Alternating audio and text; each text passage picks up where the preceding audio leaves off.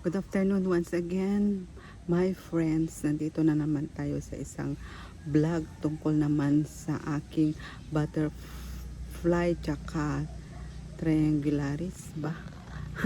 Plants. Ito yung mga may maninipis na dahon na sensitive, very brittle guys itong mga ito, pero maganda siya para kasi siyang, kaya siguro tinawag na butterfly plant dahil para silang lumilipad dahil sa magaan sila at saka yung design at saka shape ng dahon niya guys. Napakaganda tong halaman na to. Ito ay namumunga, namumulaklak at doon sa kanyang bunga, doon kinukuha yung seeds para mag-propagate. Mga propagation ko na ito guys, itong isang butterfly plant ko na ito. Yung isa, meron akong isang klase noon pero namatay siya. Sana mag-enjoy naman kayo sa panonood ng aking vlog for today guys. Yung sinasabi ko sa inyo, ito ang ating butterfly plant. O tingnan nyo, ang ganda ng kanyang dahon. Yan, very nice one. Yan, para talagang pakpak ng butterfly. Yan, napakaganda niya. Tapos yung likod niya is ganyan lang din. Yan. Ito guys ay nasa maliit na, ito hindi naman niya ito pangalan nilagay lang dito. Actually, ito propagation ko ito guys, galing sa buto. Yan. Namatay na ang mother nito. Buti na lang nakapag-save ako at nakapatubo ako ng buto.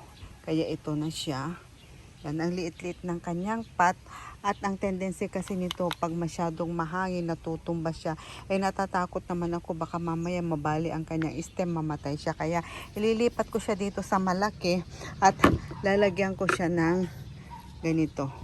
Lalagyan ko ng stick para siya ay tumayo ng diretso guys. Yan.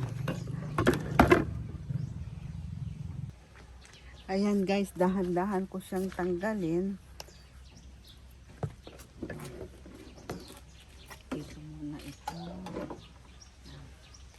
Dahan-dahan ko siyang tanggalin dito sa kanyang pot.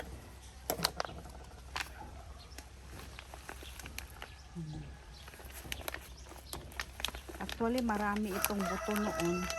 Marami ito noon, kaso nga lang namatay. Yan, tuloy. Kailangan, ang gusto lang nito ay hindi siya natutuyuan. Ayan. Ito na siya. Ayaw kong guys, ayaw kong matanggalan siya ng ugat. Yan. Ganyan lang siya. Dahan-dahan lang ako sa paglipat. At natatakot naman ako baka mamaya baka sensitive pala ito at mamatay siya. Yan.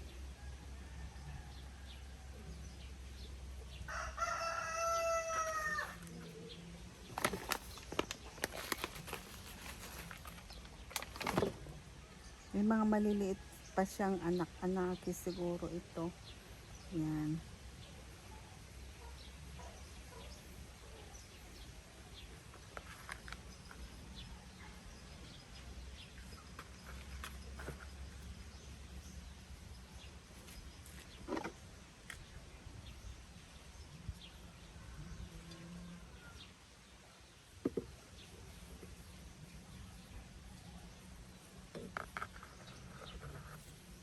Dahan-dahan lang. Ayan.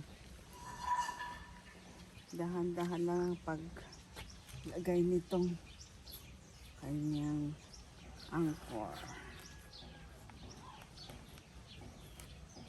Para makapwesto siya ng maayos.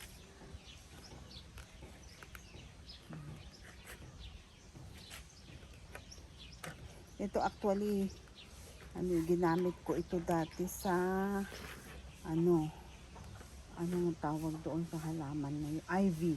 Sa mga ivy ko, nagamit ko siya. Ayan. Ang hirap naman i-bend ito. Nakakatakot. ano ko na lang siya para magpaloob siya. Ayan.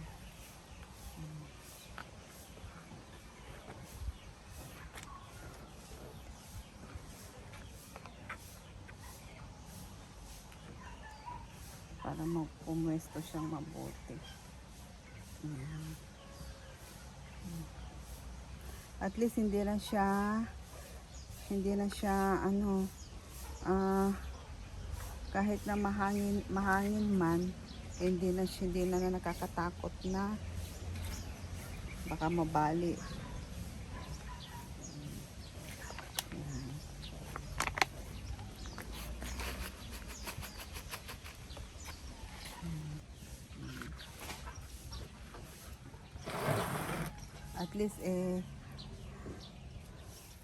At least parang free flowing na lang siya. Ganda.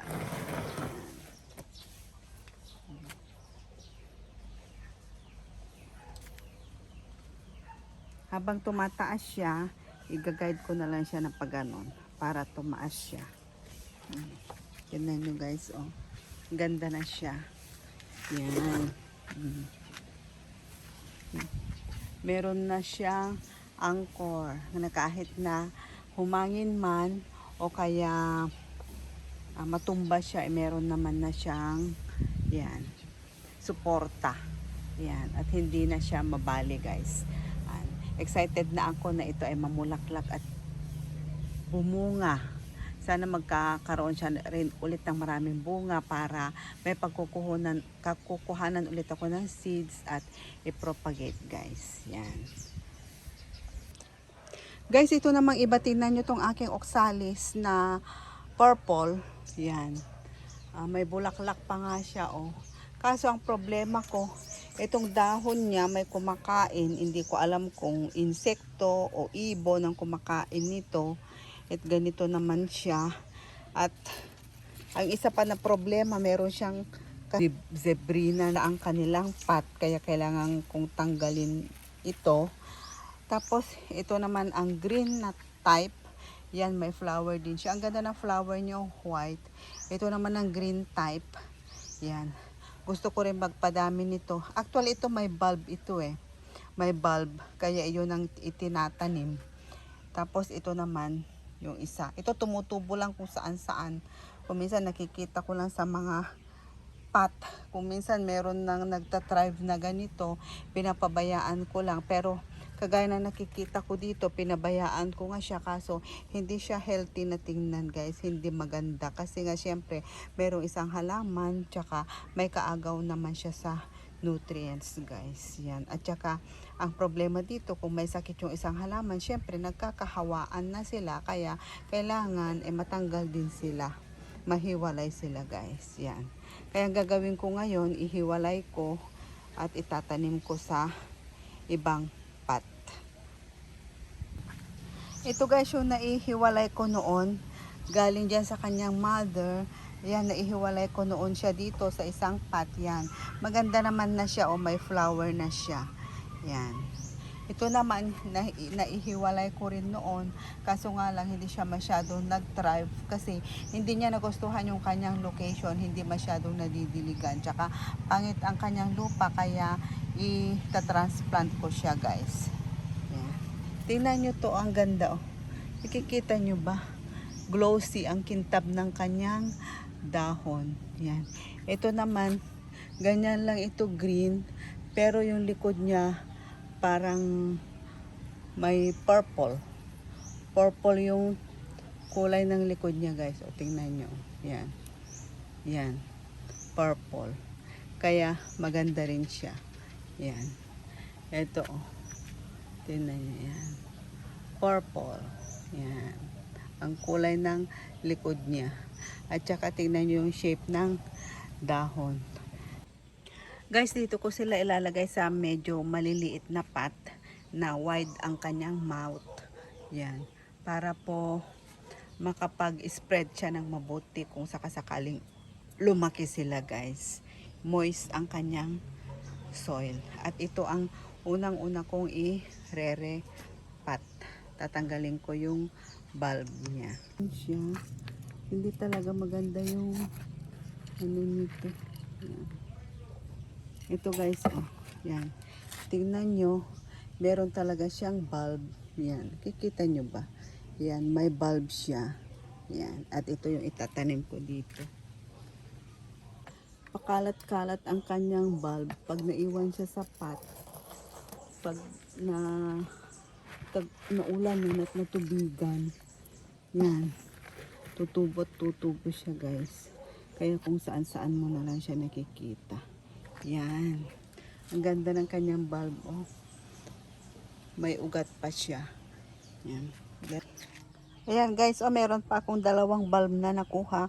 Pwede ko pa itong itanim at tutubo pa ito guys. Ayan. Tusok-tusok ko lang dito.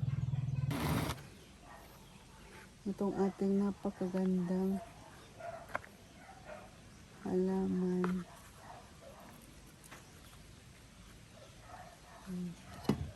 Tuwang-tuwa talaga ako dito.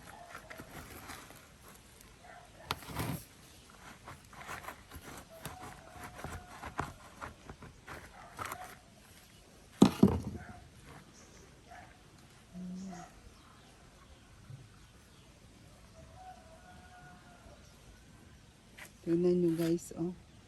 Yan.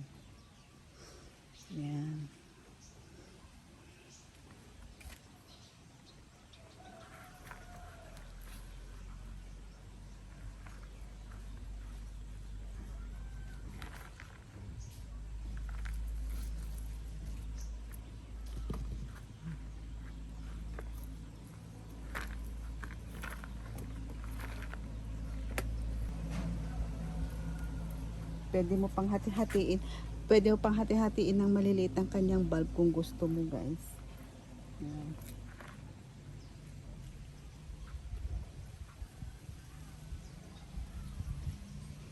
Ito oh.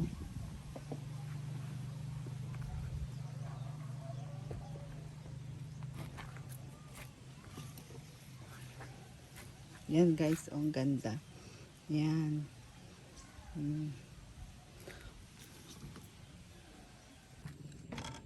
Yan, dito naman tayo ngayon. Yan.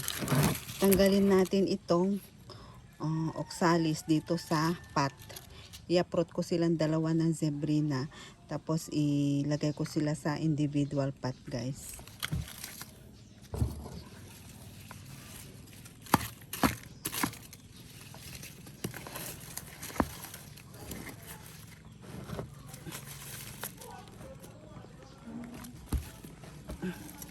Natigas ang kanyang buhok.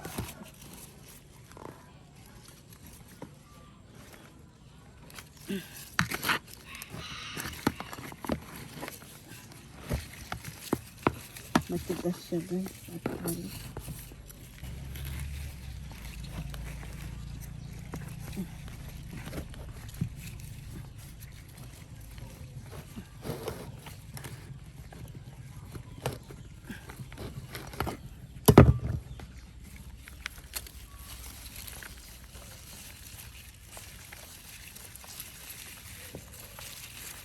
Medyo makukuha ko ata siya ng buo.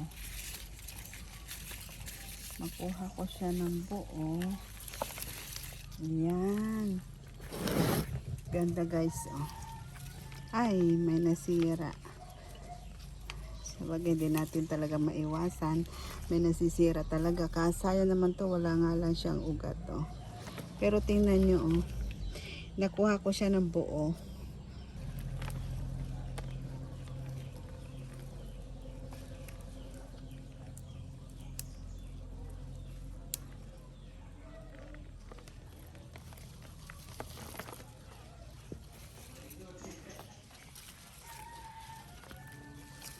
Ganda siya, malusog siya guys.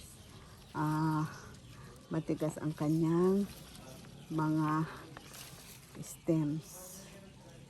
Individual. Ayan. Ay, brittle lang kasi ito eh. Kaya mahirap iyan tanggel. Kasi nakakatakot din siya. Baka mamaya ako naputol. Sorry. Damage na ito. Wala na. Yan.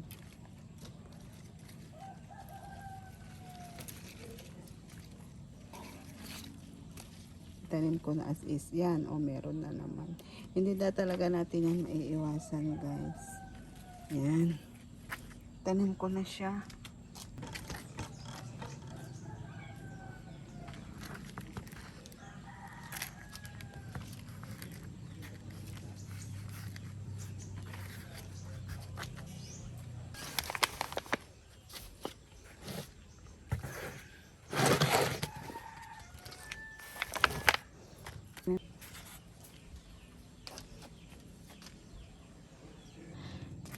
Ayan guys, tapos na tayo. Ito na sila. Ayan. Nairepat na natin sila guys. Nakapropagate na rin tayo. Ito, dinagdagan ko lang ng lupa. Ito yung dati. Ayan. Nakaproduce tayo ng 4, 5, 6, 7, 8, 9. Nakaproduce tayo ng 10 na pot guys. Yan. Out of 2 pots, 3 pots actually na pinagkuhanan natin, nakaproduce tayo ng 10. Yan. Yan na sila guys. Yan. Tapos, nauna kanina na nilagyan natin ng anchor. So, ang ganda na niya guys. O, tingnan nyo. Yan. Beautiful. Ito naman guys, aayusin ko. Dito lang din siya sa kanyang pot, pero dagdagan ko ng lupa, tsaka tatanggalin ko itong mga dried leaves guys, tsaka igigitna ko siya para maganda naman ang itsura niya. Yan. Yan guys, thank you for watching. Sorry, messy ang aking table at mainit kaya pinagpawisan tayo guys, hindi tayo masyadong makafocus. Yan, thank you at sana nagustuhan nyo ang aking video for today guys, at thank you and happy planting to us all.